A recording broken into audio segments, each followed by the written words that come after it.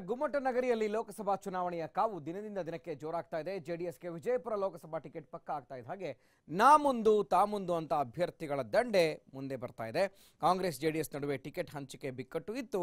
ಇದಕ್ಕೆ ತೆರೆ ಎಳೆದಿರುವಂತಹ ಕಾಂಗ್ರೆಸ್ ಜೆಡಿಎಸ್ಗೆ ವಿಜಯಪುರ ಬಿಟ್ಟುಕೊಟ್ಟ ಬೆನ್ನಲ್ಲೇ ಜೆಡಿಎಸ್ ಪಕ್ಷದಲ್ಲಿ ಟಿಕೆಟ್ ಆಕಾಂಕ್ಷಿಗಳು ಜಾಸ್ತಿ ಆಗ್ತಾ ಇದ್ದಾರೆ.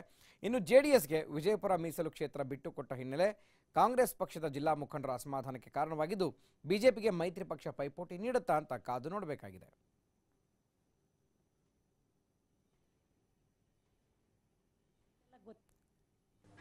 ಈಗ ಜನಪರವಾಗಿ ನಾವು ವಿಚಾರವನ್ನು ಮಾಡಿದಾಗ ನಮ್ಮನ್ನು ಜನಗಳೇ ನಿಂದಿರಬೇಕು ಅಂತೇಳಿ ಅಪೇಕ್ಷೆ ಪಡ್ತಾ ಇದ್ದಾರೆ ಸರ್. ಹಾಗಾಗಿ ಈ ಜಿಲ್ಲೆಯಲ್ಲಿ ಮಹಿಳೆಯರಿಗೆ ಇನ್ನೂವರೆಗೂ ಸ್ಥಾನಮಾನ ಸಿಕ್ಕೇ ಇಲ್ಲರಿ. ಇದೊಂದು ಸ್ಥಾನವನ್ನು ಕೊಟ್ಟಿದ್ರೆ ನಾವು ಅದನ್ನು ಖಂಡಿತವಾಗಿ ನಿಭಾಯಿಸ್ತೇವ್ರಿ. ಅದು ನಮ್ಮ ಹೈಕಮಾಂಡ್ ನಿರ್ಧಾರ ಮಾಡಿದರೆ ಅದಕ್ಕೆ ಬದ್ಧವಾಗಿ ದುಡಿಲಿಕ್ಕೆ ಸಿದ್ಧನಾಗಿರ್ತೇವ್ರಿ. ಹಿಂದಿನ ಸಂಸದರು ಏನು ಮಾಡಿದಾರೆ ಅಂತ ನಾನು ಹೇಳುವಂಥದ್ದು ವಿಷಯನೇ ಅಲ್ರಿ. ತಮಗೆಲ್ಲ ಗೊತ್ತಿರ್ತದ್ರಿ, ಅದ್ರ ಬಗ್ಗೆ ಜನಗಳೇ ಹೇಳ್ತಿರ್ತಾರೆ. ಅದ್ರ ಬಗ್ಗೆ ನಾನು ಹೇಳಂಗಿಲ್ಲ ರೀ. ಈ ಮುಂದಿನ ದಿನಮಾನಗಳು ಅಂಥ ಅವಕಾಶವನ್ನು ಸಿಕ್ಕಿದ್ರೆ ಇದು ಬಿಜಾಪುರ ಜಿಲ್ಲೆ ಅದು ಯಾವ ರೀತಿಯಾಗಿ ಹೇಳಬೇಕು ಅಂತಂದರೆ ಅದು ಬಿಜಾಪುರ ಪಂಚನದಿಗಳ ಬೀಡು ಅನ್ನೋದಕ್ಕಿಂತ ಅದು ಬಿಜಾಪುರ ಜಿಲ್ಲೆಯ ಒಂದು ಪ್ರಗತಿಗೆ ಅದು ಹೆಮ್ಮೆಯಿಂದ ಹೇಳುವಂಥದ್ದು ದುಡಿಮೆಯಲ್ಲಿ ನಾನು ತೋರಿಸ್ಬೋದ್ರಿ. ಅದನ್ನು ಈಗ ಮೀಸಲು ಕ್ಷೇತ್ರ ಆಗಿರೋದನ್ನ ನಮಗೆ ಬಿಟ್ಟುಕೊಡ್ಬೇಕು ಅನ್ನುವಂಥ ಬೇಡಿಕೆಯನ್ನು ನಾವು ಜಿಲ್ಲೆಯವರೆಲ್ಲರೂ ಸೇರಿ ನಮ್ಮ ದೇವೇಗೌಡರವರಿಗೆ ಮತ್ತು ಮಾನ್ಯ ಮುಖ್ಯಮಂತ್ರಿಗಳ ಗಮನಕ್ಕೆ ನಾವು ಬೆಂಗಳೂರಿನಲ್ಲಿ ಒಂದು ಸಭೆ ಸೇರಿ ಒತ್ತಾಯ ಮಾಡಿದ್ದೇವೆ.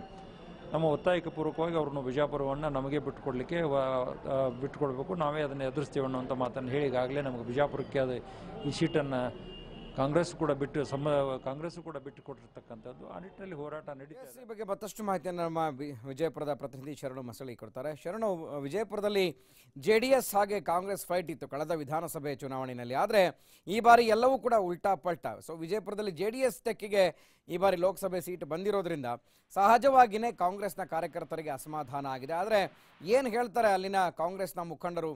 ಸೊ ಜೆಡಿಎಸ್ಗೆ ಸಪೋರ್ಟ್ ಮಾಡ್ತಾರಾ ಹೇಗೆ ಅಂತ? ಗುರುಪ್ರಸಾದ್, ಏನು ವಿಜಯಪುರ ಮೀಸಲು ಲೋಕಸಭಾ ಕ್ಷೇತ್ರದ ಚುನಾವಣೆ ಕಾವು ದಿನದಿಂದ ದಿನಕ್ಕೆ ರಂಗೇರ್ತಾ ಇದೆ.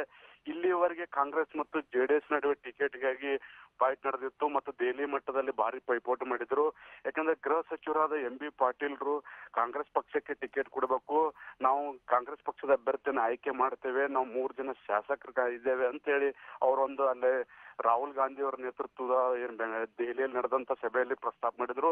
ಆದ್ರೆ ಕಡೆಗಳಿಗೆಯಲ್ಲಿ ಜೆಡಿಎಸ್ಗೆ ಟಿಕೆಟ್ ಈಗಾಗಲೇ ವಿಜಯಪುರ ಮೀಸಲು ಕ್ಷೇತ್ರ ಬಿಟ್ಟುಕೊಡಲಾಗಿದೆ.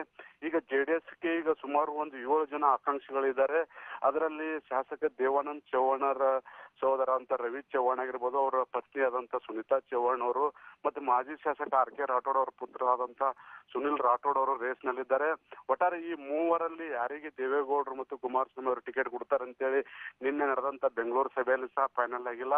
ಹೀಗಾಗಿ ಒಟ್ಟಾರೆ ಟಿಕೆಟ್ ರೇಸ್ ನಲ್ಲಿ ಹಲವು ಜನ ಇದ್ರೂ ಸಹ ಕಾಂಗ್ರೆಸ್ನವರು ಜೆಡಿಎಸ್ಗೆ ಸಪೋರ್ಟ್ ಮಾಡ್ತಾರಾ ಅಥವಾ ಜೆಡಿಎಸ್ ಅಭ್ಯರ್ಥಿಯನ್ನು ಬೆಂಬಲಿಸ್ತಾರ ಅನ್ನೋದೊಂದು ಈಗ ಇಲ್ಲಿ ಚರ್ಚೆಗೆ ಗ್ರಾಸವಾಗಿದೆ.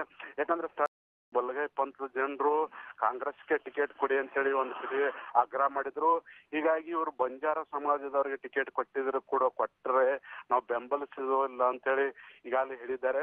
ಇವತ್ತು ಮತ್ತೆ ದಲಿತ ಮುಖಂಡರೆಲ್ಲ ಒಂದ್ ಕಡೆ ಸಭೆ ಸೇರ್ತಾ ಇದ್ದಾರೆ. ಯಾಕಂದ್ರೆ ಜೆಡಿಎಸ್ಗೆ ಬೆಂಬಲ ಮಾಡ್ಬೇಕು ಮತ್ತು ಮಾಡಬಾರ್ದು ಅಂತ ಒಂದು ನಿರ್ಧಾರ ಕೈಗೊಳ್ತಾ ಇದ್ದಾರೆ. ಗುರುಪ್ರಸಾದ್, ಓಕೆ, ಥ್ಯಾಂಕ್ ಯು ಶರಣು ಮಾಹಿತಿಗೆ.